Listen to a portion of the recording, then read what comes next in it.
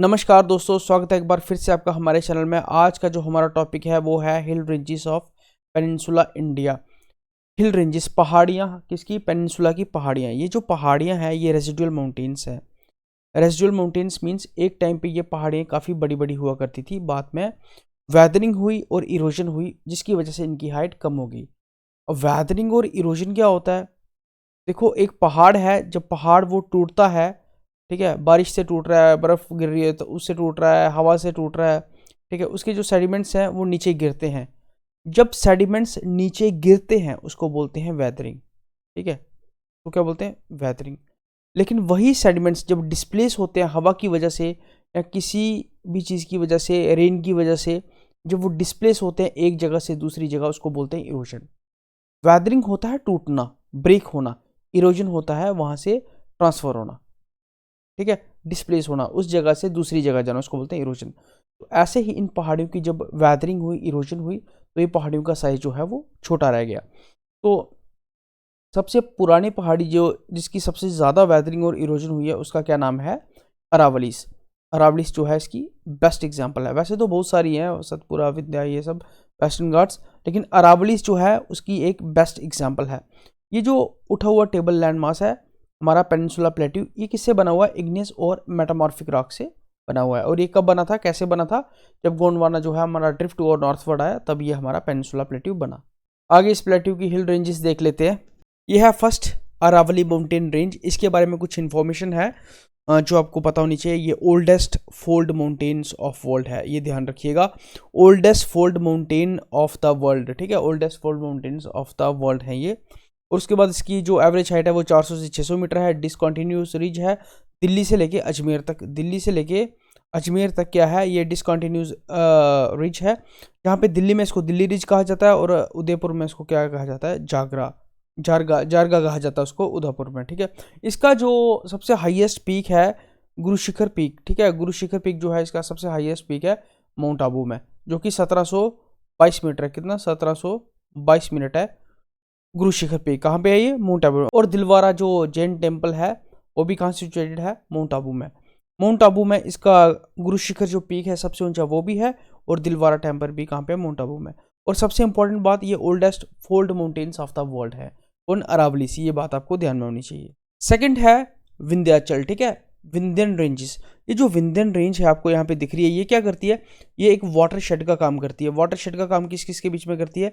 Ganga river system के बीच में करती है और पेनिनसुला रिवर सिस्टम के बीच में ये इसका काम करती है। ये एक वाटर शेड का काम करती है विंध्याचल। इसकी जो एवरेज एलिवेशन है वो 300 से 650 मीटर के आसपास है। ये नर्मदा सोन जो वैली है ना, नर्मदा सोन वैली, उसके पैरेलल ही चलती है ये, ठीक है। कहाँ से? गुजरात से लेके बिहार के सासाराम तक। बिहार के सासाराम तक ये लिखा है यहाँ पे। गुजरात के जोबत से लेके बिहार के सासाराम तक 1200 किलोमीटर जो है, ठीक है, ये चलती है और पैरेलल रन करती है नर्मदा सोन वैली के। और 300 से 650 मीटर तक इसका एलिवेशन है। वाटर शेड का काम करती है गंगेटिक और पेनिनसुला रिवर सिस्टम के बीच में। यहाँ से कौन सी ये जो नदियाँ हैं वो निकलती हैं? यहाँ से जो मेन 3 नदियाँ निकलती हैं उनका नाम क्या है? उनका नाम है चंबल, बेटवा और केन। ये याद रखिएगा, ठीक है। चंबल, बेटवा और केन ओरिजिनेट्स फ्रॉम हेयर, ठीक है, नॉर्थवर्ड ये ओरिजिनेट होती हैं। और सद्भावना शिखर जो है उसका हाईएस्ट पीक है 752 मीटर का, सद्भावना शिखर। इसको हम गुडविल पीक भी कहते हैं। इसको क्या कहते हैं? गुडविल पीक भी कहते हैं, ये ध्यान में रखिएगा। सद्भावना शिखर जो है इसका हाईएस्ट पीक है और इसको हम गुडविल पीक भी कहते हैं, इसका विंध्याचल का। नेक्स्ट चलते हैं। नेक्स्ट है सतपुरा रेंजेस। सतपुरा रेंजेस बिल्कुल नीचे यहाँ पे आ जाइए, ठीक है, ये सतपुरा रेंजेस है यहाँ पे। ये 7, ठीक है, सतपुरा, सतपुरा मतलब 7, ठीक है, सीरीज ऑफ 7 माउंटेन्स है। Satpura means series of 7 mountains ये है। मैंने इनका नाम भी यहाँ पे ऐड किया, आप चाहें तो इनको नाम्स को, इनके नाम से इनको पहचान सकते हैं। इनका नाम यहाँ पे देख सकते हैं। ये पैरेलल रन करती हैं ईस्ट टू वेस्ट। कहाँ से? नर्मदा और तापी के पैरेलल ये रन करती हैं, ठीक है, ये नर्मदा और तापी के पैरेलल रन करती हैं ईस्ट से लेकर वेस्ट। और जो इसका जो हाईएस्ट पीक है उसका नाम क्या है? धूपगढ़, ठीक है, धूपगढ़ इसका हाईएस्ट पीक है। कहाँ पे है? ये कौन से हिल्स पे है? महादेव हिल्स पे है। Dhupgarh near Pachmarhi on Mahadev hills, ठीक है, महादेव हिल्स पे इसका क्या है? हाईएस्ट पीक है सतपुरा रेंज का। 7 हिल्स की सीरीज है ये, ठीक है, वो 7 हिल्स का ये नाम मैंने दिया हुआ है। ये पैरेलल रन करती है किसके? नर्मदा तापी के। और धूपगढ़ इसका सबसे हाईएस्ट पीक है। ये बातें आप ध्यान में रखिएगा इसके बारे में। नेक्स्ट है हमारा वेस्टर्न घाट्स। वेस्टर्न घाट्स के बारे में अगर मैं आपको बताऊं, वेस्टर्न घाट्स हमारा क्या है, वेस्टर्न घाट्स हमारा यूनेस्को वर्ल्ड हेरिटेज साइट भी है, ये भी ध्यान में रखिएगा, और ये एक बायोडाइवर्सिटी हॉटस्पॉट भी है। ठीक है, ये दो चीज़ें आप ध्यान में रखिएगा। ये इन स्टेट से होके गुजरता है, ये आप मतलब आप ध्यान में भी रख सकते हैं। ठीक है, गुजरात, महाराष्ट्र, गोवा, कर्नाटका, केरला और तमिलनाडु, इन स्टेट से होके गुजरता है। और इसका हाईएस्ट पीक कौन सा है? अनाईमुदी। इसको एवरेस्ट ऑफ साउथ इंडिया भी कहते हैं, अनाईमुदी को। ये इसका वेस्टर्न घाट्स का सबसे हाईएस्ट पीक है। वेस्टर्न घाट्स का हाईएस्ट पीक कौन सा है? अनाईमुदी। और ये वेस्टर्न बॉर्डर है किसका? डेक्कन प्लेट्यू का। डेक्कन प्लेट्यू का ये वेस्टर्न बॉर्डर है। ये देखिए, ये है डेक्कन प्लेट्यू। ठीक है, डेक्कन प्लेट्यू यहाँ पे, ये डेक्कन प्लेट्यू का वेस्टर्न बॉर्डर है। ठीक है, वेस्ट साइड पे डेक्कन प्लेट्यू के, ये आपको यहाँ पे दिखा दिया। ये अनाईमुदी इसका हाईएस्ट पीक है, ये इन स्टेट से होकर गुजरता है। यूनेस्को वर्ल्ड हेरिटेज साइट है ये, और बायोडाइवर्सिटी हॉटस्पॉट भी है। इसका एवरेज एलिवेशन जो है 1500 मीटर के आसपास है। और हाईएस्ट पीक कौन सा इसका? अनाईमुदी। और उसका क्या है? उसका 2695 जो है उसकी जो है हाइट है, लेकिन एवरेज एलिवेशन कितना है? 1500 मीटर के आसपास। थाल घाट और भोर घाट, और एक और है फाल घाट। ठीक है, ये आप तीनों बताइएगा, ये किस किस को कनेक्ट करते हैं। ठीक है, ये मुंबई से पुणे को कनेक्ट करता है, और ये जो फाल घाट यहाँ पे दिया भी हुआ, आई थिंक सो केरला और तमिलनाडु को कनेक्ट करता है। हाँ, यहाँ पे है तमिलनाडु और केरला को कनेक्ट करता है फाल घाट। लेकिन ये दोनों मुंबई से किसको कनेक्ट करते हैं? एक पुणे को कनेक्ट करता है, दूसरा आप सोचिए, देखिए किसको किससे कनेक्ट करता है? थाल घाट और भोर घाट। ये तीनों बहुत इंपॉर्टेंट है, तीनों एग्जाम्स में आते हैं। थाल घाट और भोर घाट और फाल घाट। ठीक है, फाल घाट तमिलनाडु और केरला को कनेक्ट करता है। इसके जो प्रोमिनेंट पीक्स हैं वो है अनामलाई, पलानी हिल्स, ठीक है, कार्डमम हिल्स, महाबलेश्वर और कोलारीबेटा। तो ये इसकी जो है प्रोमिनेंट पीक्स हैं वेस्टर्न घाट्स की, जो आपको ध्यान में होनी चाहिए। ये छोटी छोटी इसकी जो हिल्स है, ये आपको ध्यान में होनी चाहिए। अच्छा, वेस्टर्न घाट्स और ईस्टर्न घाट्स कहाँ मिलते हैं? ठीक है, वेस्टर्न घाट्स और ईस्टर्न घाट्स कहाँ मिलते हैं? ये मिलते हैं नीलगिरी हिल्स में। और नीलगिरी हिल्स का हाईएस्ट पीक कौन सा है? डोडा बेटा। ठीक है, नीलगिरी हिल्स का हाईएस्ट पीक कौन सा है? डोडा बेटा। और ये वेस्टर्न घाट्स और ईस्टर्न घाट्स कहाँ मिलते हैं एक दूसरे के साथ? नीलगिरी हिल्स में। ये एक इमेज मैंने लगाई है यहाँ पे, ये वेस्टर्न घाट्स के बारे में और ये ईस्टर्न घाट्स के बारे में।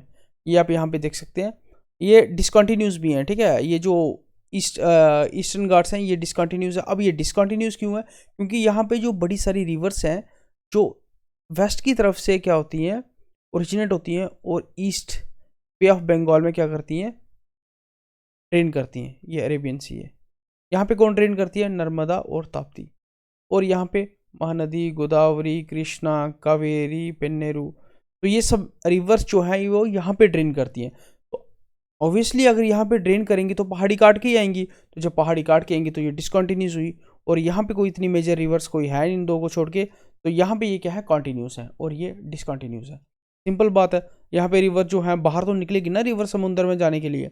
तो समंदर में जाने के लिए जब रिवर बाहर निकलती है तो वो काटती है पर्वत को, तो वो पर्वत काट के जब बाहर निकलेगी तो वो ऑब्वियसली डिसकंटिन्यूस हो जाएगा ना। तो यहाँ पे क्या है? वो डिसकंटिन्यूस नहीं है वेस्टर्न घाट्स में। ठीक है, यहाँ पे क्या है? डिसकंटिन्यूस। ये आप ध्यान में रखिएगा। इसका अनाईमुदी है हाईएस्ट पीक, और इसका कौन सा है? जिंदगाड़ा। यहाँ पे लिखा भी हुआ है अनाईमुदी और जिंदगाड़ा, ये आप देखना। ईस्टर्न घाट्स जो हैं बहुत ही इंपॉर्टेंट है। ईस्टर्न घाट्स के बारे में आपको मैंने बता दिया कि जो रिवर्स हैं वो यहाँ से गुजरती हैं, इन ईस्टर्न घाट्स को काटती हैं। काटने के बाद जो है वो रिवर्स जो हैं बे ऑफ बंगाल में क्या करती हैं? ड्रेन करती हैं। बे ऑफ बंगाल में ड्रेन करती हैं, तो यहाँ पे कॉन्टीन्यूटी जो है वो नहीं बनी रहती है। अगर कॉन्टीन्यूटी नहीं बनी रहती है तो ये जो पहाड़ियाँ हैं वो इस तरह की रहती हैं, तो इसलिए इनको क्या कहते हैं? इंडिपेंडेंट। ठीक है, ये पहाड़ियाँ जो है इंडिपेंडेंट जनरली ट्रीट की जाती हैं, तो ये आपको ध्यान में होना चाहिए। ये बता दिया ईस्टर्न घाट्स और वेस्टर्न घाट्स कहाँ मिलते हैं? नीलगिरी हिल्स में मिलते हैं, जिसका हाईएस्ट पीक कौन सा है? डोडा बेटा है। ठीक है, जिंदगाड़ा पीक इसका जो है वो हाईएस्ट पीक है ईस्टर्न घाट्स का। डोडा बेटा is the highest mountain in Nilgiri hills. तो ये जो चीज़ें हैं आपको ध्यान में होनी चाहिए। अरावलीस है पहली, उसके बाद विंध्याचल है, उसके बाद सतपुरा है, उसके बाद वेस्टर्न घाट्स है और ईस्टर्न घाट्स है।